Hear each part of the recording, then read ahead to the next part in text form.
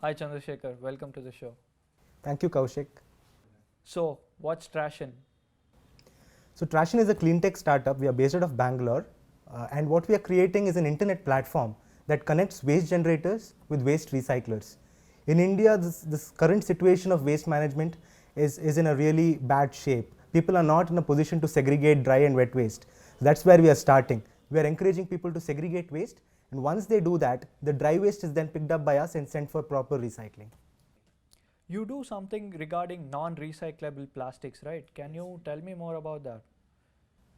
All right, so majority of the plastics which people use can be recycled.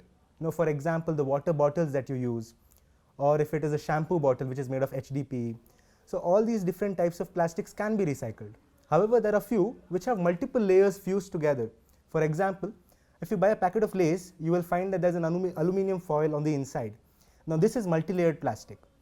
Another example would be a polythene bag, which is really made from a low quality plastic and hence does not have proper value in recycling. So these kind of materials which cannot be recycled, there's a process called co-processing where we send it to cement factories and they use this as an alternative fuel as a replacement for coal in their cement kilns. So, how did you come up with this idea? This started back in college about 5 years back. Me and my co-founder, both of us are from NITK Surathkal, one of the best in Karnataka, and thankfully we were a part of the entrepreneurship cell there. And we always wanted to solve a big problem because that is what we believed can create value for the world and can create an impact in the society. So while evaluating different ideas, waste management is something that struck me in a very personal level. And this is because in one of the industrial visits that we had been to during our course, we had been to a very remote village and somebody threw something on the street right in front of my eyes.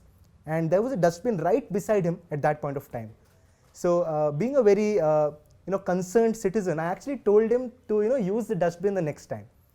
And he had a friend standing right beside him who looked at me, smiled, and then threw the same same plastic in front of my eye outside the dustbin. So this is what made me feel that there is a huge scope of change in this industry, and I wanted to be a part of that change. It has now been 4 years since you started Trashion. So, how were your early days? What was the first year like? So, in any business, if it's something out of the ordinary, I'm sure that you'll have naysayers, and I've too had my naysayers. The first few days, even my family would not believe that I could pull this off, to be quite frank. But over time, now they trust in me because I've shown them results. And that's what I say everyone, once you get results, all the naysayers, they'll come to appreciate you for the work that you have done. So my initial days were like that. So where I was alone, I just had my co-founders to support me, and I think they're the biggest gift I've had. I mean, there's a beautiful story about how I got my co-founder in the first place. I'll tell it to you sometime. So yeah, the first year we had a small shop. In Kannada they say Gujri Angadi. In English, you might call it a scrap yard. So we had a small yard just like that when we started, not even 1,000 square feet, just like any other random, mom and pop shop. And that's where we began. And the initial days were tough. After 6 months, we realized that there was a property dispute in the place where we started, and the local authorities came and destroyed our warehouse. What? Your property was destroyed? Yeah, that happened. So we just finished the day at work, and I went back home. I just got a phone call out of the blue, and it was my worker. There's a beautiful story about this guy, by the way. So yeah, this guy called me and he told me that our warehouse was no more. I was shocked. I was out of my mind that moment. So I just ran to my warehouse. I used to stay close by. Just ran to my warehouse, and oh my God, they had brought a JCB, and the place was flat. There was nothing there. I mean, there was a lot of waste which I think we had to recycle at that point. So, what's your revenue model? How do you make money? Right, so Trashion is an end-to-end waste management company, and we operate a full stack model. What I mean by this is, we procure waste from any layer of the supply chain. Whether you are a customer who gives me 10 kgs of newspapers, or you are a businessman who is giving me 5 tons of plastics which I have already collected, I'll be able to source it from both of you. So we really do not classify between different types of sources. Whichever location, whatever dry waste is available, we are the company that is ready to come pick it up and get it recycled. But there are similar players in the market, right? So how are you different? We have brought in some differentiation factors for our product. which will make it very easy for the customer to use. For example, earlier you might have had to tell the vendor who is coming to pick up your trash what you have, which exact material it is. He'll come to your location, he'll have a site inspection, and he'll figure out whether what you're saying is right or wrong. After weighing it, you'll have to take it to another location, get it weighed, and once you weigh it, you will be able to know what the value is. So there's a long process involved in figuring out what the value of the waste is. But we have simplified this by using image processing in our product, where the customer can just click a picture. We have a huge database of customer waste photos, and we are able to identify dynamically which quality of waste it is, what the quantity is, the approximation, and the approximate value that we can pay you for it. So recently you acquired a company, Meowcart. Right. Can you tell us about that? What was the acquisition strategy? So as the name suggests, Meowcart is a brand for pet owners. It basically catered to people who owned cats as their pet. So if you wanted a photo of your cat on a t-shirt or on a coffee mug, you would be able to send them your photo of the pet, and they'll get it printed for you. And it's basically a drop shipping company. They used to ship it from China and send it to customers all across the world. But since the past 5 months, ever since China exports stopped, the company had to shut down. And we actually felt there was a strategic partnership possible here. So we are now going to enter this space. We are going to relaunch this as Eco Pet Cart. And this will be a marketplace where you can upload photos of any of your pets, and we will get it printed on 100% sustainable products, which we are going to manufacture through the Trashin brand. Okay, that's how you are integrating it with Trashin. So the whole idea here is to bring something called a circular economy. A circular economy is where you're able to recycle waste and then bring it back into the market through recycled products. And this is what will ensure that resources which are available on earth do not get depleted. So circular economy is a very theoretical approach, but we are trying to make it possible in the real world. Waste management business is something that most people don't go into, and you are here. So are there some unusual things that you faced in this business? So we have had a lot of crazy experiences along the way. So I'll tell you something interesting. Once I got a phone call. This was around midnight, and the customer asked us to come pick up a rat. It was a dead rat.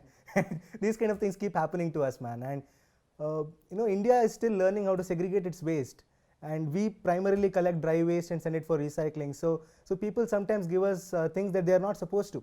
So they end up giving us diapers and packets of plastic in which there's a lot of sambar remaining. So milk packets with a lot of milk and a lot of worms coming out of it. Things like this keep happening. Get used to it. So you are a waste management company. If I am an investor looking into investing in your company, what are the metrics that I should look into? So we are a company that, one, we help reduce pollution. Two, we create social impact. We give jobs to a certain category of drivers who operate only recycling logistics. Three, we process X volume of waste, send it to recycling, and divert them from landfills, saving a lot of landfill space. Okay. So these are the three primary metrics which we use to assess how our company is growing. And there are a lot of social investors. Social investment has picked up recently, and a lot of social investment, investors who look at these parameters before they make an investment decision. So this is definitely something that they should look out for. Apart from the general metrics of how our revenue is growing, what the growth rate is, how is the internal rate of return. So there are multiple other financial parameters to judge how a company is growing. But I would definitely require our investors to definitely have a strategic intent behind the investment, where they are doing it for not only financial gains but also to create some impact in the society. Interesting. So what is your debt and equity strategy like? Right. So we have to grow the business in two ways. One is to increase the number of users who are using our product, and two, as I mentioned, is to increase the impact that we are currently doing. Now, whatever impact we are doing, this requires operational expertise, this requires working capital. For example, if I have to procure 10 tons of paper or plastic from a waste management vendor in your city, then ideally I would have to pay him on the spot and buy it from him. So I require some capital to purchase waste and to pay my drivers and to pay my customers. So this working capital and in capital that I need for improving my operational scale, well, I will definitely look at getting this on debt. So the best ways to do this is to take MSME loans or basically some sort of debt investment where you pay, for the interest. You pay the interest for the amount of time you take that money, right? So that is definitely one way which we have taken some funds so far. About 35% of our funds are in debt currently. The remaining 65 has been taken on equity. However, as we grow further, I see equity investments coming in only into growing our team and building the product. There's a lot of cost associated with building the technology that we need. So this will happen through the equity investments. So that is how we try to look at it. So how are you planning to scale this? What is the future for Trashion? The future looks bright, and what we are thinking right now is to quickly deploy the product in the market. We have got the necessary approvals and documentation in place to provide this service pan-India. So we are going to go aggressive on marketing and product development, and that is what I see for the next 6 months at least. Over the next 2 to 3 years, I'm sure that we would have had a 10% market share in at least 3 to 4 of the largest metros in India.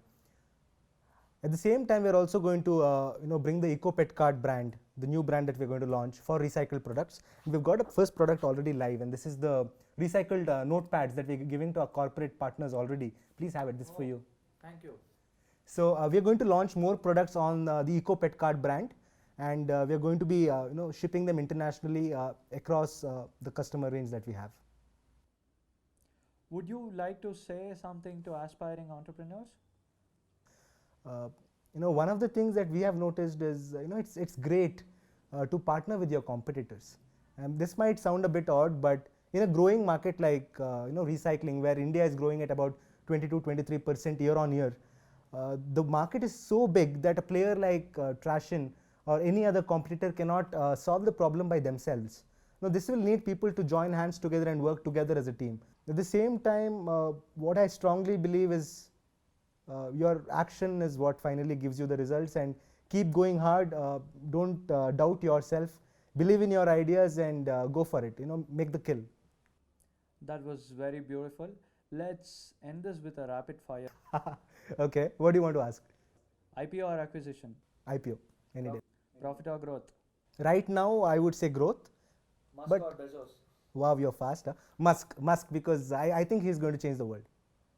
Thanks for being on our show. I wish you all the best. So man, this is good.